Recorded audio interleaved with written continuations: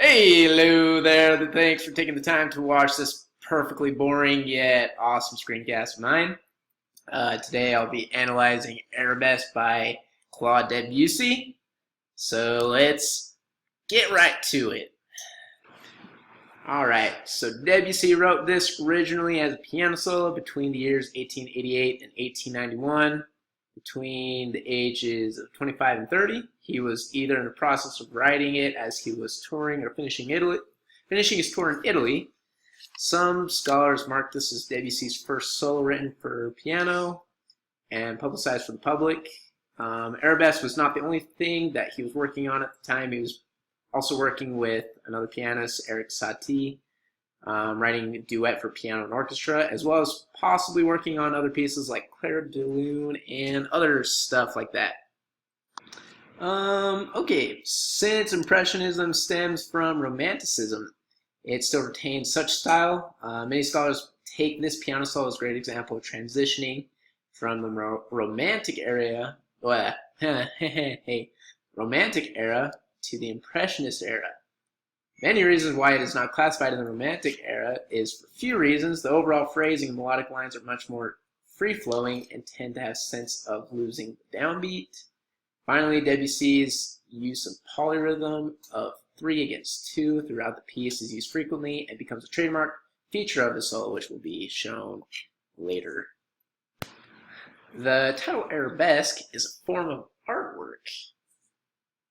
This style of art is unique in its style, featuring patterns that are always balanced, consistent, and complement one another.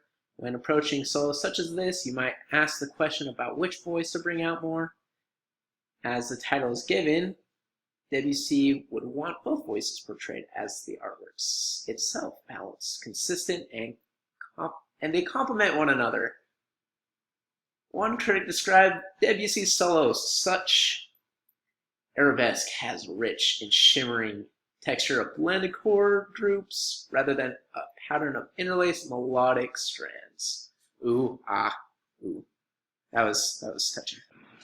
As you can see in this next slide, if you can't guess, the basic form of the music is an A, B, and then an A prime to recapture what was being played with only a slight variation at the end to bring closure to the piece.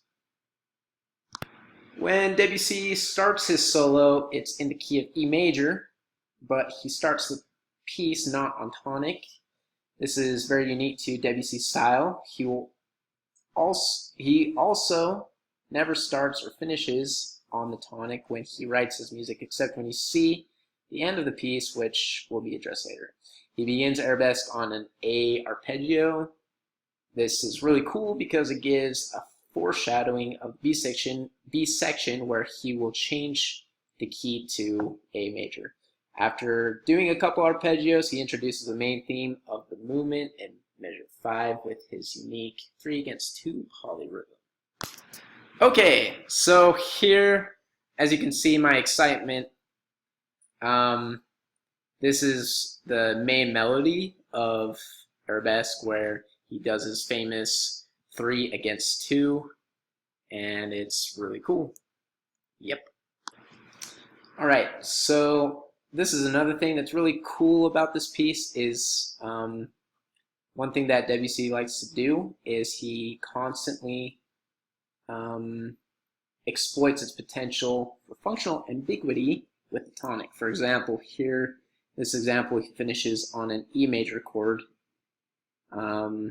This brings a feeling of resolution, but when he does this, we are actually coming to the 4 chord of this key. He constantly brings the feeling of closure on chords that are not on the tonic. It's pretty cool.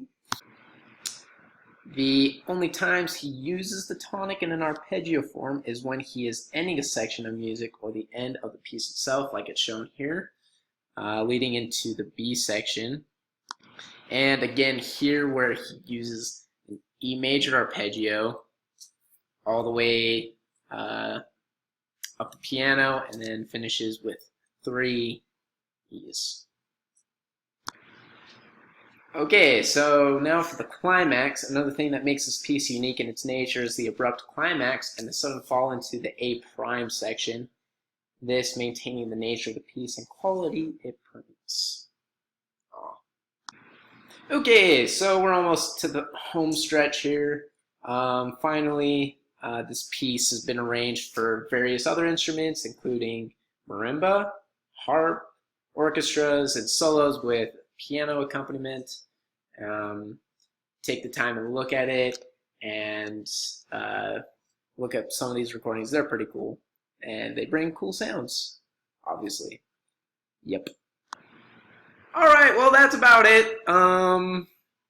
Pretty cool stuff. Thanks for listening. Yep, that's bye. Yep, bye.